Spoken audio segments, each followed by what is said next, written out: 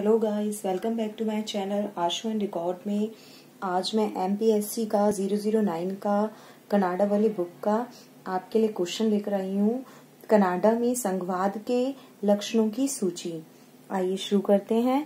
मैंने इसमें समझाने के लिए मुझे कुछ सब्सक्राइबर ने बोला है कि इसे समझाया करो मैम, तो इसमें कुछ भी समझाने लायक नहीं है और मैं इस तरीके की ही वीडियो बना रही हूँ जो बहुत, ये नहीं है कि तुम्हें इस तरीके से कुछ भी लिख कर दे रही हूँ।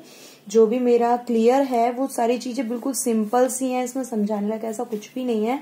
मैं बहुत मेहनत करके तुम्हारे लिए पहले इसका क्वेश्चन का वो निकालती हूँ, समरी थोड़ा सा छोटा सा, फिर संघवाद की विशेषता देती हूँ, फिर बहुत सी चीजें जो पॉइंट्स वगैरह मैं बनाती हूँ तो बहुत ही इनमें काम करके बनाती हूँ। तो अगर आपको समझाने की इसमें जरूरत समझाऊंगी तो काफी वीडियो लॉन्ग हो जाएगी, इसलिए मैं सिर्फ ओनली रीड करके आपको बताती हूँ जिससे आपको कोई मिस्टेक ना लगे। तो शुरू करते हैं। कनाडा ऐसा प्रथम देश था जिसने अपने यहाँ संसदीय संघ को अपनाया। तो इसमें समझाने लायक कुछ भी नहीं है कि ऐसा प्रथम देश है जिसने अपने यहाँ अपने मतलब संसदीय संघ को अपनाया है।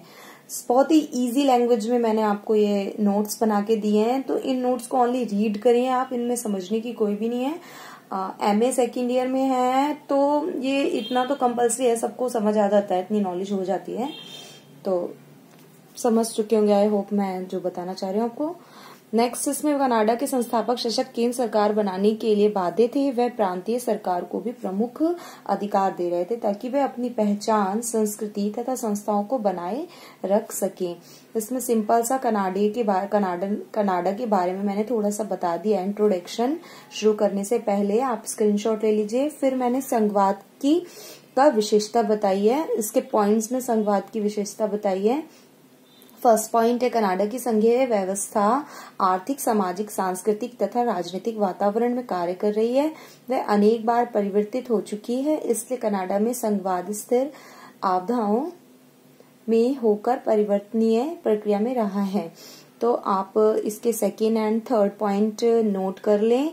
नोट्स टाइप्स बना लें, जैसे मैंने ये बनाए हैं notes. First question, second question, important. तो ये कुछ आप नोट्स बनाने के लिए मैंने आपको ये सब बनाया, मेहनत नहीं करनी पड़ेगी आपको, डायरेक्ट बस यहाँ से नोट्स बना लीजिए। तो 3 पॉइंट इसके हैं। उसके बाद है थर्ड का पॉइंट, ये थोड़ा सा है। ऐसी स्थिति में केवल सशक्त संघीय सरकार की संकट का सामना कर सकती थी। फोर्थ है इसका पॉइंट, तत्पश्चात द्वितीय विश्व युद्ध का संकट पैदा हुआ, जिसके दौरान संघीय सरकार ने व्यापक शक्तियां तथा मुद्रा संबंधी नियंत्रण को अपनाया। इसी प्रकार से ये 5th पॉइंट है, 6th पॉइंट है, 7th पॉइंट है। फिर हमने 7 पॉइंट तक इसकी विशेषता खत्म कर दी, इसमें सारी चीजें बता दी। उसके बाद इसमें बोला गया है कि संघवाद का विकास 7 चरणों में है। तो मैंने प्रथम चरण को क्लियर किया है इसमें पूरा। इस चरण में अर्ध संघीय कहा गया है, जिसकी अवधि इतनी होती है, इसके बारे में बताया है। फिर द्वितीय चरण में मैंने आप बताया है, द्वितीय चरण में है, आप देख पा रहे होंगे। द्वितीय चरण में हमने एडे और थॉमस 1896 वो था 1867 तक पहला चरण, और सेकेंड चरण ये 1896 से 1914 के काल में रहा है, तो थोड़ा इसके बारे में मैंने बताया है। फिर आया हमारे पास तीसरा चरण। तीसरे चरण में प्रथम विश्व युद्ध के कारण आपात, इसमें प्रथम विश्व युद्ध है जो 1914 से मतलब स्टार्टिंग हो गई थी उसकी। और फिर तीसरा चरण इसमें बताया मैंने, न्यायालयों ने माना कि अधिकारों का विभाजन शांति काल का सुख है जो युद्ध के समय समाप्त हो जाता है, इसलिए युद्ध काल में झुकाव केंद्रीय रूप से एकीकृत राज्य की ओर हो गया था।